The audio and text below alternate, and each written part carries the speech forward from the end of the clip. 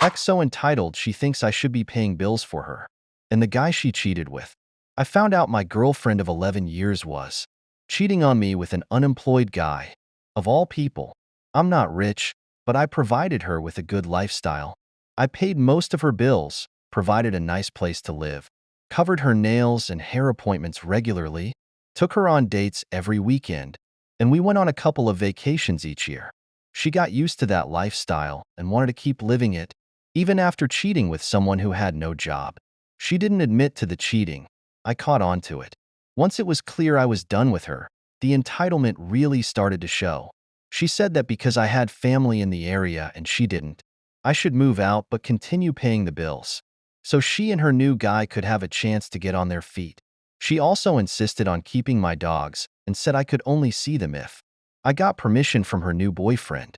But since they didn't have any money, she also expected me to keep paying for the dogs' food and vet bills. Instead, I kicked her out and kept my dogs. At that point, she was furious and still felt entitled to my income. After I kicked her out of my place, she claimed she was forced to quit her job because I made her relocate. Then, she tried to sue me for lost wages, but it didn't work out in her favor. You'd think she'd stop at this point, but she didn't. She contacted my work and threatened to sue them, claiming that your employees' actions cost me everything. She even demanded they settle out of court with her for $100,000, even though she didn't make anywhere near that much money. Instead, my work filed harassment charges against her. You'd think she'd stop at that point, but she didn't. She started messaging every family member of mine she could find. She told them I had cost her everything out of spite, just because she moved on with someone else and said the least they could do was send her money to help her get a place and pay rent.